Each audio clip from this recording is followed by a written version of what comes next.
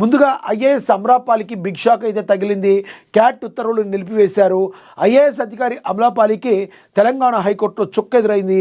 అమరాపాలిని తెలంగాణకు కేటాయిస్తూ క్యాట్ ఇచ్చిన ఉత్తర్వులపై హైకోర్టు ధర్మాసనం తాజాగా స్టే విధించింది.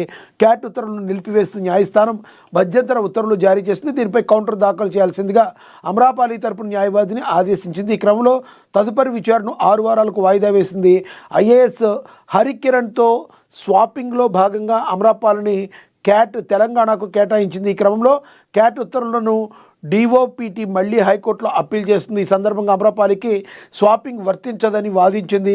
హరికరణ్ రిజర్వ్ కేటగిరీ కాబట్టి ఆయనతో అమరాపాలికి స్వాపింగ్ వర్తించదని తెలిపింది. ఈ క్రమంలో తాజాగా క్వాట్ ఉత్తర్వులను నిలిపివేస్తూ హైకోర్టు మధ్యంతర ఉత్తర్వులు జారీ చేస్తుంది.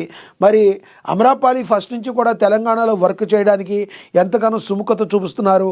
అయితే కొన్ని ట్రాన్స్ఫర్ల మీద ఉన్నప్పుడు మరి ఆవిడ ఏపీకి వెళ్ళాల్సి వచ్చింది. మరి మనసంతా తెలంగాణలోనే ఉన్నట్టుంది. ఎటువంటి పరిస్థితుల్లో తెలంగాణకి రావాలని మరి ట్రై చేశారు. అయితే ఎవరైతే కరణ్ ఉన్నారో ఆయన ఇక్కడికి రావడం, వేరే దగ్గరికి ట్రాన్స్ఫర్ అవ్వటం వలన దానిలో ఈవిడికి వెళుతుంది అనుకున్నారు. బట్ అది కాదు, అది రిజర్వ్ కోటాలో ఉండబట్టి ఆయనకిను ఈ అమరాపాలి ఇక్కడికి రావడానికి సంబంధం లేదని పిటిషన్ అయితే వేశారు. మరి చూడాలి మరి రానున్న రోజుల్లో ఎటువంటి నిర్ణయం తీసుకుంటారు. ఇప్పుడు వరకైతే అంతిమ తీర్పు అయితే రాలేదు. మరి